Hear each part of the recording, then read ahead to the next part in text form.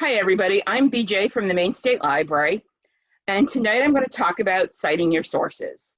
And this is one of those things that drives genealogists crazy. And it doesn't have to, but it's really, really important. I know I have a good memory for what comes from what book and such. I'm a librarian. I'm trained to do this. I was already good at it before I trained. And I still sometimes look at something that I did research on early in my genealogy career, and I look at it and go, where on earth did I find this bit of information? How many of you have done that, right? So, and I have the advantage that I was originally a college English instructor. I became an editor, and now I'm a librarian. So obviously this is something that I'm good at, or at least have a lot of experience doing, and I still struggle. So, when people start asking about citing your sources, most people say get Elizabeth Shown Mills's Evidence Explained. It's a wonderful book. It is almost 3 inches thick. It will drive you nuts. It's a wonderful book. And this is the library copy, so I'm obviously not going to throw it against the room when it says, against the wall across the room when it says handle with care. But this is for the really oddball situations. It's for when you're writing for publication. It's for, as I said, mostly those really unusual situations. What I'm going to talk about tonight is going to get you through 90 to 95% of your sources you're going to use. Does that make sense? And I highly encourage you to develop the habit of where you got something from. If you print something off, write the website or the book or whatever, write on that piece of paper as it comes off the printer. If you photocopy something at a library or archive, before you go on to the next book, the photocopy or next magazine, write on the photocopy what it's from. I trained myself to do this, and it's really helpful. Because otherwise you get back to the table with the 7 books you're looking at, and suddenly you can't remember which photocopy came from which one, and you end up wasting time. Now, what I do, if there's a line for the photocopier, when I finish photocopying from a book, I tuck them right in the book. And then when I get back to the table, I can take them out, and I know which book they're from. But I see people come in and they do a stack of copies, and then they go back to their table with 5 or 7 books, and they can't remember which book the copies came from. Have any of you ever done that? I know I used to. So, train yourself that as soon as it comes off the copier or the printer, even if you don't write down the full citation right then and there, write down enough that you'll be able to go back to the card catalog and get the citation, which is generally the author's last name and the book title. That's the absolute minimum you want to put down. Does that make sense at that point? So here's what I'm going to do. Let me open up the chat. Yeah, if you've got a bunch of things, copying the title page and stapling it together is good, but I still write it on the photocopy of the actual page because things get separated. I'm going to put a file in the chat. Where is it? Oh, what did I call it? I very creatively called it Citing Sources Handout. There it is. So, and I'm going to share my screen so that you can see this you can download that. Hi, Scout. Yeah, it's funny, poor Scout has not come out at all to see my friends. And guess who's out here for you guys? So let me share my screen.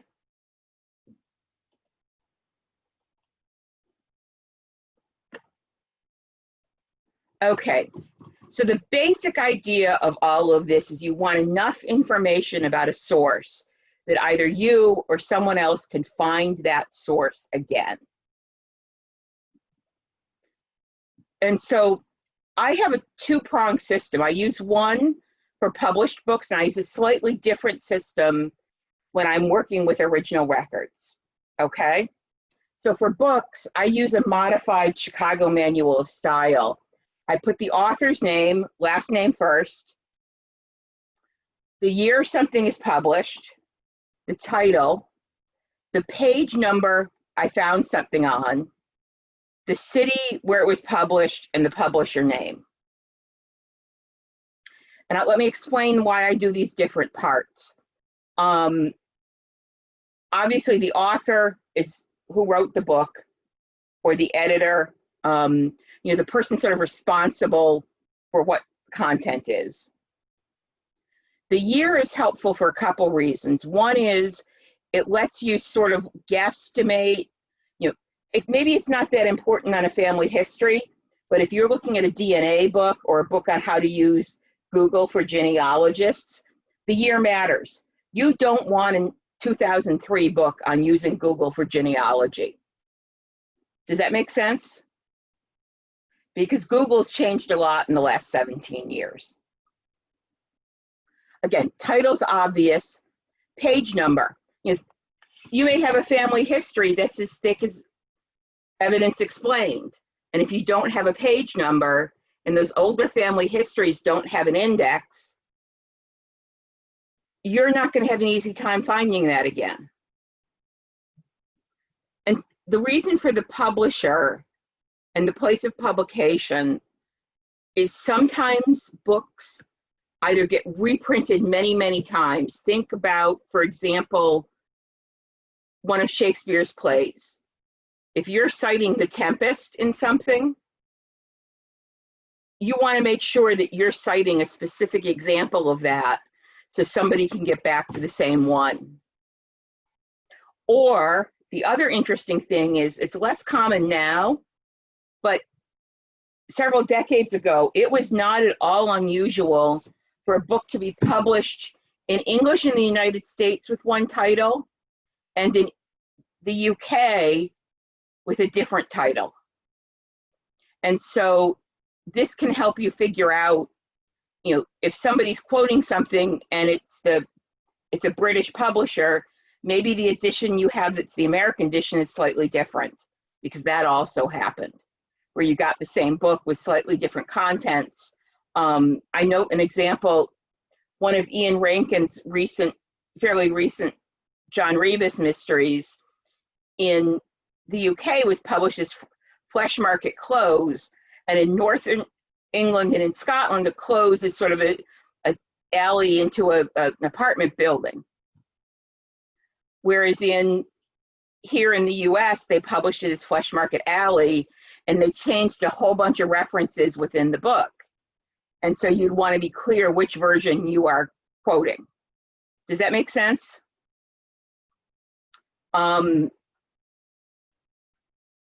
If I've accessed something online, or if I think the version that I've looked at, like if I'm copying, if I've looked at a book and somebody's marginal notes are in there and I'm using them, so it matters that I saw the copy at the Maine State Library and not the Maine Historical Society, because somebody's written in the margin of the book, I will add where I saw it and the date I saw it. And I actually often put this in my personal one anyway, so I know where I saw it. Does that make sense? See, if I see a book at the State Library, I put it there. If I saw it when I was down at the New England Historical and Genealogical Society, I put that in and the date I saw it. This also works if I look at one of those old town histories at archive.org. I put archive.org here and the date I saw it there, or at archive.org here. And this way, if somebody can't find it, they can try the Wayback Machine that I talked about the other day. So here's a sample. You have the author's name, the year it came out, the title, something from page 25 is what I'm talking about, and then the city and the publisher. That's all you need to do. This information is enough to get you, or the niece, like in my case, the nephew, I will leave all my genealogy research to. If he wants to go back and see where I found something, this will get him back to a book, and the right book. Does that make sense to everybody? Okay. Now it gets a little trickier when you've got a chapter in a book or an article in a magazine. And a lot of the books that talk about citing your sources treat these differently, and I don't. They're essentially the same thing. You're saying, I looked at this littler piece of this bigger work. And so you have the author of the article, the date, which is the copyright date of the book unless it says otherwise, the title of the chapter I put in quotes, and then the book title I put in italics to distinguish the two. And again, you put the page number of the item you're quoting or referring to, and then for that, there's a place of publication. For books, there's a place of publication and a publisher. For articles, you're going to do the volume and the issue and the date and the page number. There's also this thing you'll see on some articles that's called a DOI, which is a digital object identifier. And that is a unique number to that article. And I'll show you that in a little bit, okay? And the idea is that if you have that number, you can Google DOI and the number and you will find the article. And it will, this almost becomes extra that you don't need, but you want to give any readers or yourself a reminder of what it was, because humans don't remember numbers as well as we remember words. So that's what this is. So here's an example. So here's an article by these three authors, Caleb Johnson, Sue Allen, and Simon Neal. You put Caleb Johnson's name first because in a bibliography, you're going to alphabetize it by his last name. So here's the name of the article in quotes. And then this was in the Register, the New England Historical and Genealogical Register, in volume 73, 173, the summer 2019 issue, and the page numbers. And in this case, I'm not, it would be saying I sort of read this whole article and took stuff out of it, as opposed to saying I found this one bit of information on this page.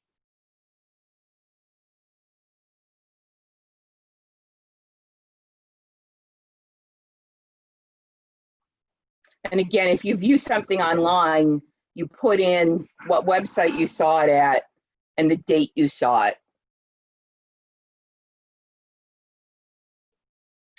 So books are pretty easy. There's a limited number of things you need to know to get back. Think of it this way.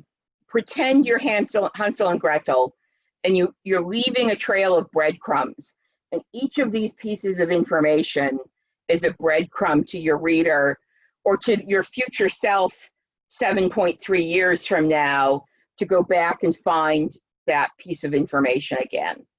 Does that make sense? That each one of these little things is a piece of a little breadcrumb leading you back. So now let's look at the original records, because this is what really trips people up. So what I do is I give the type of record, and I say, you see, birth, military enlistment, letter, administration of an estate. You could have death, you could have marriage, you could have banns or burial. It's a record of an event like that that's usually in a handwritten register, maybe in a typed register.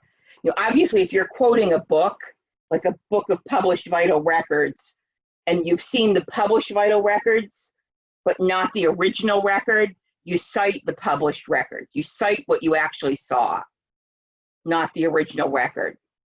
Does that make sense? And then I put the location, and that is the,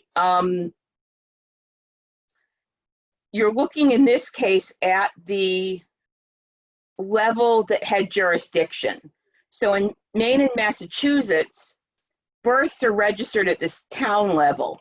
So for the birth, I had note Danvers, but probate is done at the county level. So I have Essex County.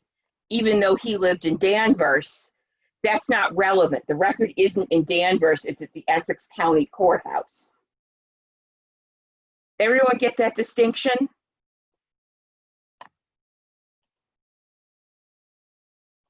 Any questions on this so far? This is one of the things where people stumble, is figuring out what government authority or recording authority, because it might be a church. You know, I have a case where I have my grandfather's Masonic record, you know, membership record card. And so I would put something like Mason's Masonic membership, and then cite it by the, you know, the Grand Lodge of Massachusetts or whatever it was. And then I put the date of the record. And then I put the person's name. These brackets, square brackets, mean I'm adding information that was not in the original. It said there was nothing in the given name column, but it's in another column, it says male. So I've put that in to indicate that it was a male child. And I'll show you, you know, then I put the name of the collection it's in. And then I checked this at Ancestry yesterday, that it was still a valid link. So again, here you have the enlistment, where it happened,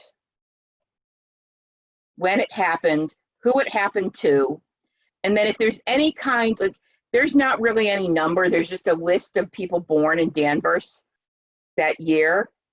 But on his enlistment paper up in the corner, there's a number. So at that point, I stick the number in. Then the name of the collection, and then this I saw at Library and Archives Canada, and so here's their website, and I accessed this last summer. This one is interesting. It's a letter in a folder at a library. There's really not much other than saying it's papers from the Weston family. So there's not really much to identify it, other than if you look in their card catalog at the Archive Center, there is a listing for Weston family papers. And so that would get, and they're all in one folder. And so if let's say we discovered we were fifth cousins through the Westons and you wanted to go back and trace this, if you went to the Danvers Archival Center, looked in the card catalog, you'd see Weston family papers, and you know that's the folder you want. And there's no real order to things in there. There's no index. You'd have to look through until you found the letter with this date that's from Julia to Polly.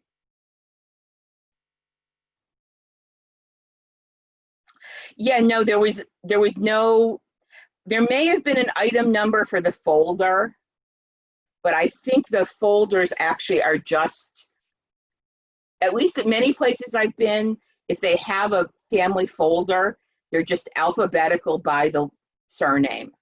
I know that's what we had at the Belfast Library. We had family files that were by surname, and there wasn't anything more to identify it. You know, and one reason I like this system is it is somewhat flexible, because if you get something where you've got three numbers, you've got a volume number and you've got a page number and then you've got a line number, you can stick all of that in there.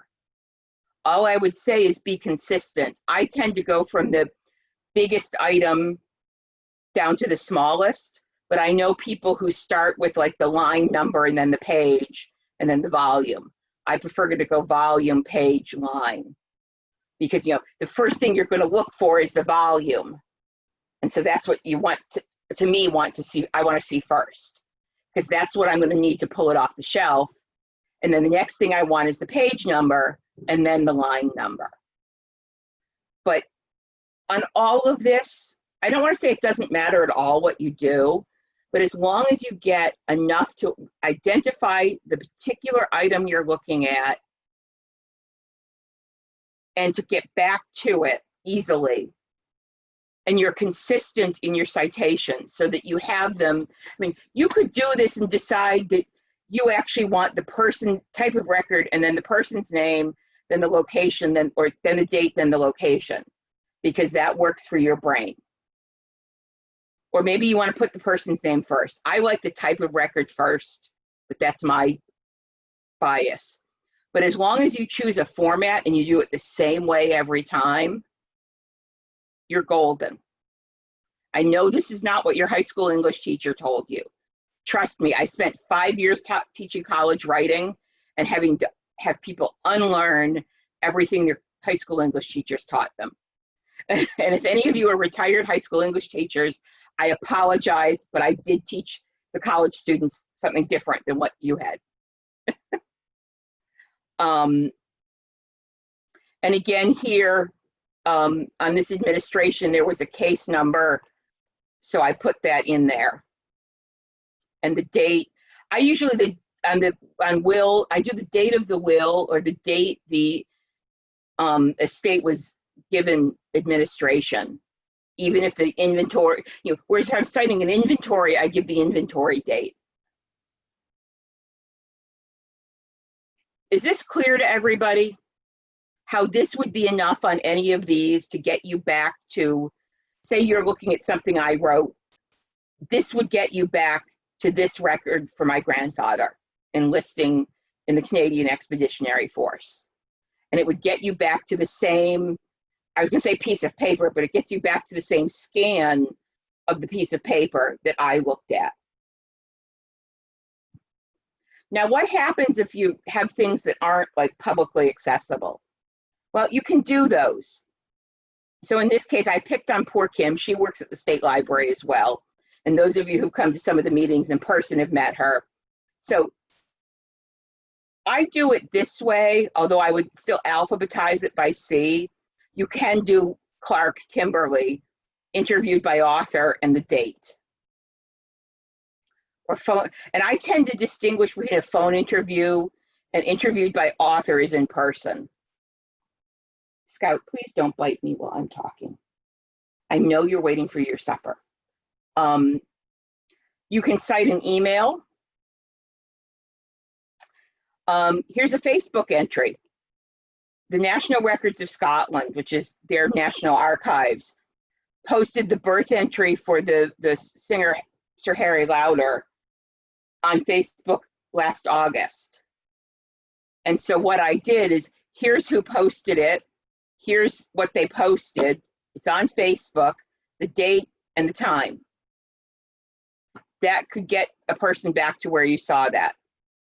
I've gone to, historical society meetings where I learned something. And I would do the same sort of thing. I would do, Kennebec Historical Society, the date I was there, the name of the presentation, the presenter, and that would say, this is where I heard this. Everyone with me still on that? So these are things that would be really hard for someone to retrace your steps. But if you're trying to track your sources to know where you got any particular bit of information, I could have put my grandmother here as who I got the information about somebody's birth date from. Is, she knew her mother's birth date, which I'd still probably then want to go and find a better record of. But if I'm just starting out and I have family information, at least then I know where I got it, and I can then say, I wonder, everything else is saying that my grandmother was 2 years older than or my great-grandmother was 2 years older than my grandmother said. And the only proof I have at this point is what my grandmother said. I wonder if there's another record that gets me a date closer to when great-grandma was actually born. Does that make sense? Why even citing things you've heard from family helps you figure out what you need to look at more and look for more information on. Okay, and now the hardest thing for people is websites. But you'll notice most websites have a page title and or a site name. So here's one. It's Caleb Johnson's Mayflower history page. And so he has one page within his whole site that's labeled Mayflower passenger list. And I'll show you how to find that. And then the whole site is called Mayflower History. I went to it last August, and then here's the URL, the locator. And again, the reason I do this, remember when for those of you who are here for the Wayback Machine on Monday, if you go to this site and it's not there anymore, you can try going to the Wayback Machine and see if they did a web crawl around that time to see the version that was there then. You with me on that? Why the access date is important? And then here, finally, I have various resources. This one is nice because there are different styles for doing this. The Modern Languages Association, the American Psychological Association, the University of Chicago Manual Style. Let's see, there's an AP style book, there's a New York Times style book.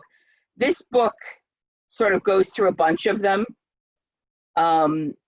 This is the one I showed you that's almost 3 inches thick.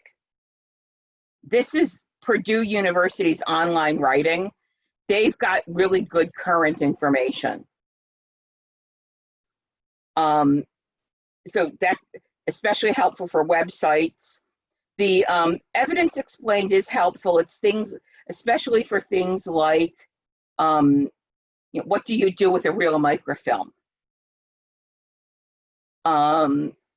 What numbers are important on that? And so on. And so, when you get into the much more detailed stuff or the obscure things, that's when you want evidence explained. It's that 5 to 10% that's not covered by what I've shown you on the handout, okay? And then finally, the Chicago Manual of Style has citation information, and it's got a lot of other things like, when do you capitalize a person's job title and when do you not? How do you make words plural that end with an S? And all of that sort of thing. The current edition is the 17th. The 15th and especially the 16th are going to do almost as well for you. And now that the 17th has come out, you can often find the 16th used for like $10 when the 17th costs $50. So the 16th will work. It's what I've got. I still haven't broken down and bought the 17th. I'm this close, but not quite there yet. So there's plenty of support for this. Now, so let me stop sharing this screen. And I'll turn my video back on while I get back to where I need to go. Any questions at this point?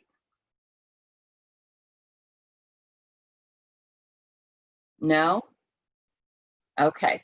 So let me share my screen again. I'm going to show you some tricks. So here is a will from, or an administration, actually. A will, sorry, it is a will, from 1699 for Zebulon Hill. Now you'll notice, let me blow this up so you can see it.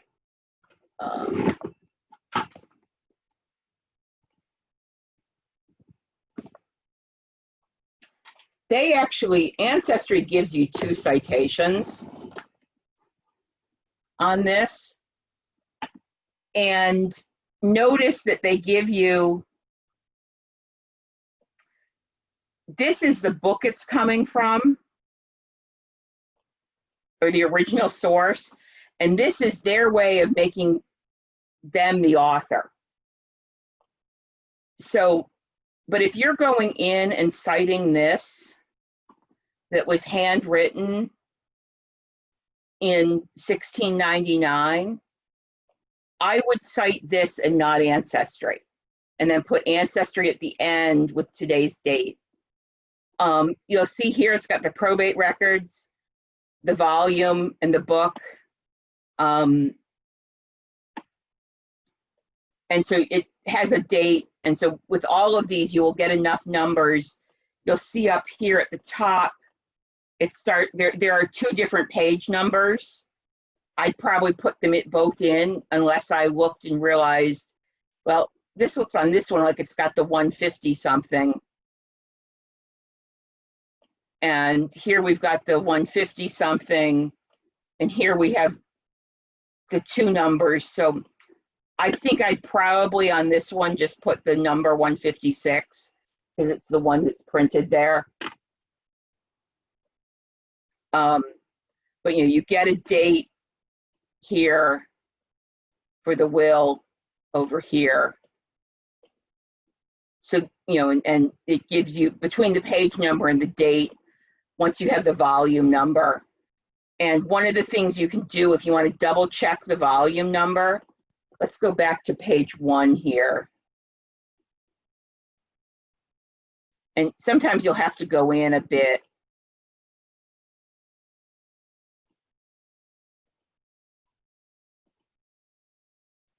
And so I would probably, so this says book 7, December 1699 to December 1702. And I'd probably put that somewhere in the citation because this is going to tell you this is the book. But if we go back, and actually that's interesting. This has an index. And when you talk about page numbers, what I would do actually in this book, I would find Zebulun here. And this actually cites page 178 or page 78. So I think I would cite this as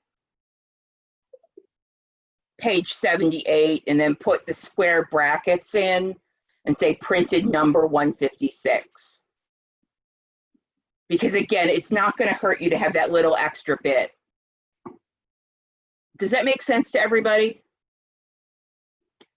When you're doing these initially, you're better off putting in a little extra than not quite enough.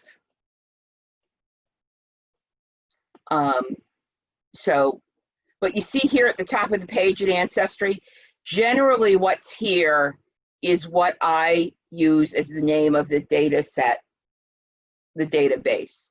So Massachusetts Wills and Probate Records, 1635 to 1991 is what I would put for the database in the citation. Everybody get that? That's how you find it? BJ, this is Nancy. Yeah. I have my video up. I also call it the frame number. And on this one, I would say 4 of 508 or 3 of 508. Because that is also helpful. Yeah, otherwise you end up thumbing through so many pages. And I think it's on here, it's called image number. Either way. That is also helpful. You are right. Particularly when you have these books that end up with no page numbers on the original record. You will see down here, you do get this database number name here again. So it is there. But yeah, so, if we went into this and, here we're on page 92 of 508. And so I would agree with Nancy that on a lot of these, it is worth putting that in. And again, I'd probably put that in square brackets because it's not in the original record. And I might put it under, you know, ancestry.com, square brackets, page 92 of 508, colon, date accessed, to separate it, that it's Ancestry's paging rather than the original book paging. Does that make sense, how I do it? But again, the biggest thing for you is consistency, so that you have things in the same order each time. You know, so that you have, if you do location, name, date, fine. If you do date, location, name, fine. Just do it the same way each time. Does it make sense to all of you? That consistency is more important than any particular style. So let's take a look. This is a slightly different one. This is at Scotland's People. And this number here is actually this 778/00/0073 is actually a unique identifier for this page. This is registration district 778, and then this identifies this particular page. And so you would make sure you put that in. Here's my Elizabeth Little, married 4 times, or never married, had 4 kids. I don't know who her eldest daughter was also Elizabeth. Don't know who Elizabeth's father is, because, you know, single. But I would put, see how this 73 is here? But if I looked for William Wilson, this would say 74.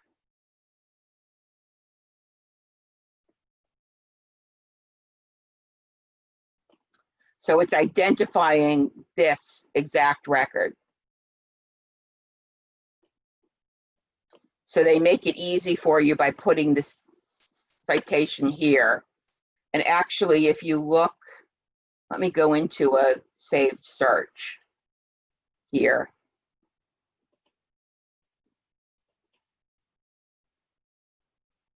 And you can see how, even in this search results, these are the, so you see Hyde Church, that's 644 is that registration district's number. Bridgeton is 644 as well. They're all in Glasgow.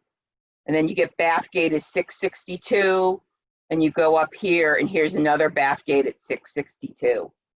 So that's the registration district number in Scotland. And so you would want that as part of your citation, this bit. And this is enough that, you know, if you're going back, you can tell you've got the right one. Now let's go to a regular, ordinary website. Actually, maybe I will just do Caleb Johnson's.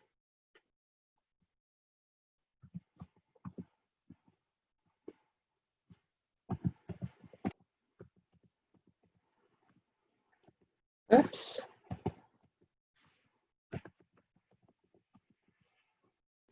So here's Caleb Johnson's Mayflower history.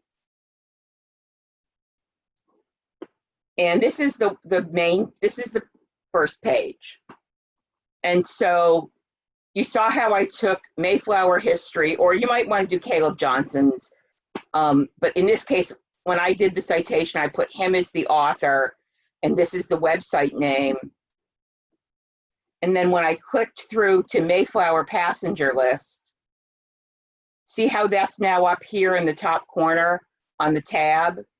If I open up another tab, let's do the Mayflower genealogy. See how we have Mayflower passenger list on the tab versus Mayflower genealogy? That's the name of the subpage of the website. Passenger lists, Mayflower genealogy. And so within this website, these page titles identify which of these pages it was. Does that make sense to have you all noticed this before? And I'm just like repeating what you already know. But you know, if I were citing this, I would put this in quotes and this in italics. I think I did it. However I did it. You know, this is the page title is the smaller unit, and the website title is the larger unit. Yeah, it's quotations around the smaller unit, italics for the bigger unit, the whole website. And then the date you access it, and if you don't know, I presume most of you know how to do this. To get this, I just sort of have to click here. It picks up the whole thing, hit copy, and then go and put it in your record.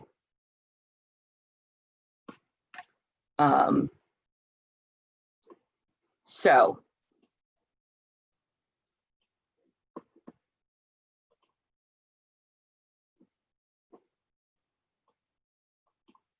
oops, hit the wrong thing. So any questions? Yeah, I have the let me pull up the this again.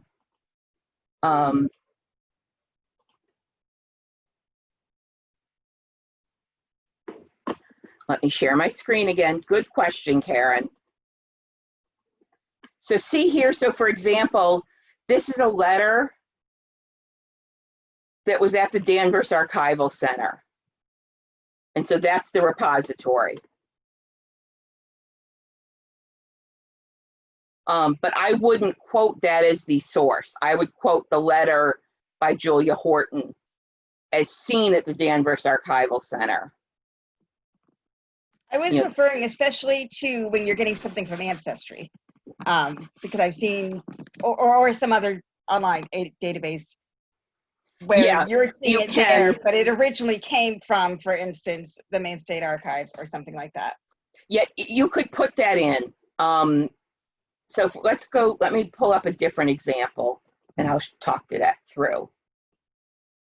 So as I'm getting there, I have to sign into Family Search because I signed in before I started, but it timed out.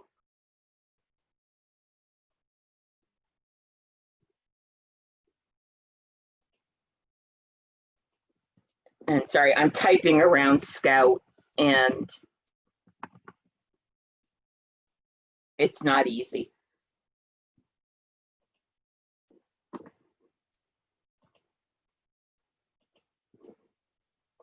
So if we look for the Maine State Archives as the author, what I would do is, let's take one that's, see the thing is here. Want to share your screen? Oh, I thought I guess I didn't hit click all the way. Sorry. I'm so glad Karen comes to these because I should get her on the payroll as my tech assistant for the way these go. I wouldn't argue with that, but I know budget issues. Yeah. So here I would have the author as, what I would do is I would put Cumberland County Clerk of the Judicial Courts as the author.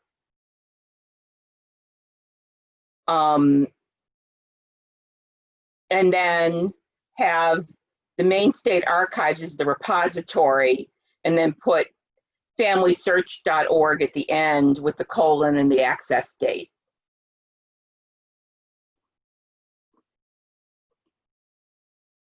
So let me, yeah, so actually I would probably cite this as the court as the author.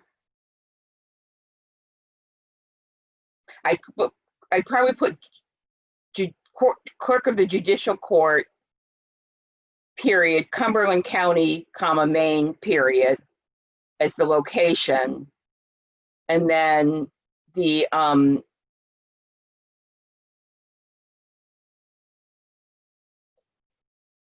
this as the collection title. And Maine State Archives is the repository, and then seen at Family Search. And some of these you do get multiple levels, and that's okay. But you want to be as, you did not go into the state archives and pull out the big old leather-bound volume to look at this. But at the same time, you're looking at a copy of this, so it's not like you just got this from something that was typed at Family Search. So you want to put in both that it's the collection at the state archives, but you saw it via Ancestry, or in this case, Family Search, instead of going into the archives to see it in person. Does that make sense? Yeah, and I think part of it too is so people know where it came from. So if for some reason it's not on Family Search or Ancestry anymore, if there's been some change in contract, that they know, where to go to. Yeah, because remember, websites aren't static, and things can disappear. And that's one of the reasons to put the date, is that it shows that it was there on that particular date. And if somebody's looking 10 years later, maybe it's the website and not that the person looking at it goofed. So.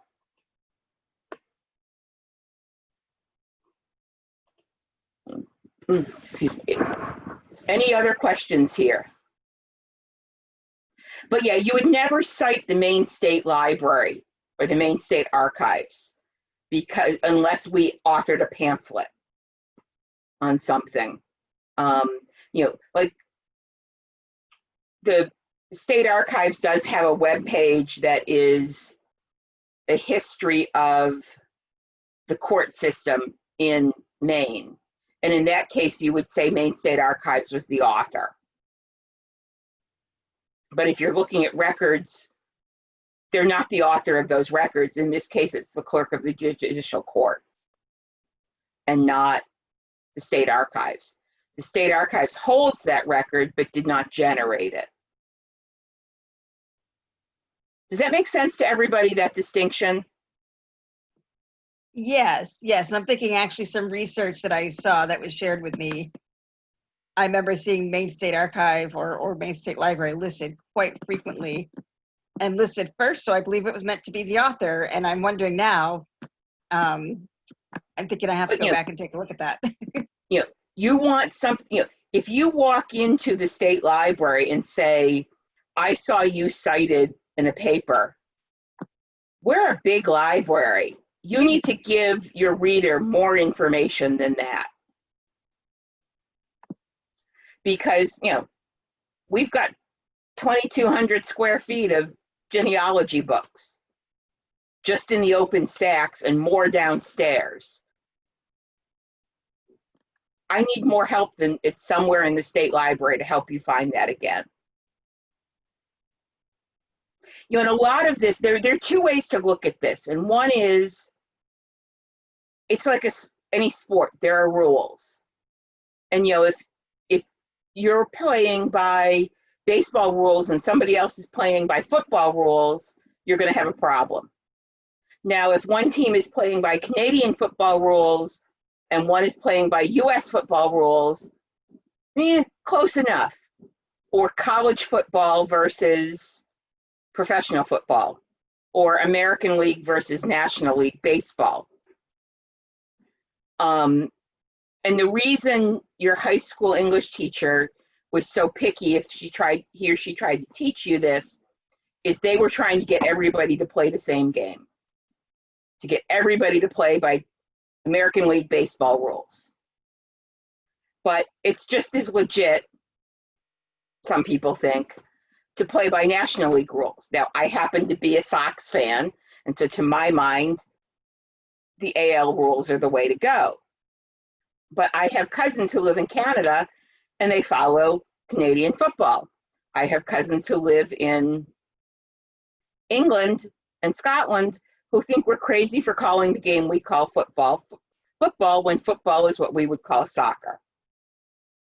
So some of that's what's going on here is one reason you want to be consistent is you want your reader to be able to figure out the rules for what you're citing and not have to think.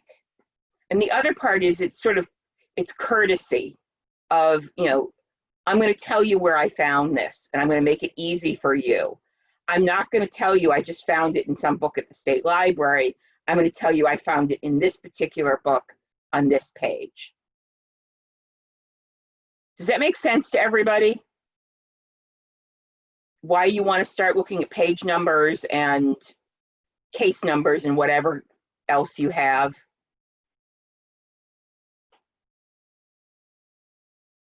Yeah, so the vital records at the town office, I would put birth, marriage, or death first. And then I would put the name of the town, including the county. Here in Maine, we don't have too many repeating town names, but like in Pennsylvania, there are 2 Springfields in the Philadelphia suburbs in 2 different counties. So you'd want to put the county in. And this would be under the original record. So I would put birth, let's say you've gone into, I don't know, Liberty. Birth, Liberty, Waldo County, Maine, period, the date of the birth, the name of the person born, and then instead of putting ancestry.com, I would put viewed at town hall, colon, or town hall copy, colon, accessed, and then the date you saw it. So you're basically following the pattern that's under the original records, but instead of saying ancestry, you put in the name of the town office. And kind of like I have Danvers Archival Center in the 3rd example under original records. Or, Maine State Library, or, New England Historical Genealogical Society. Mary, did that answer your question?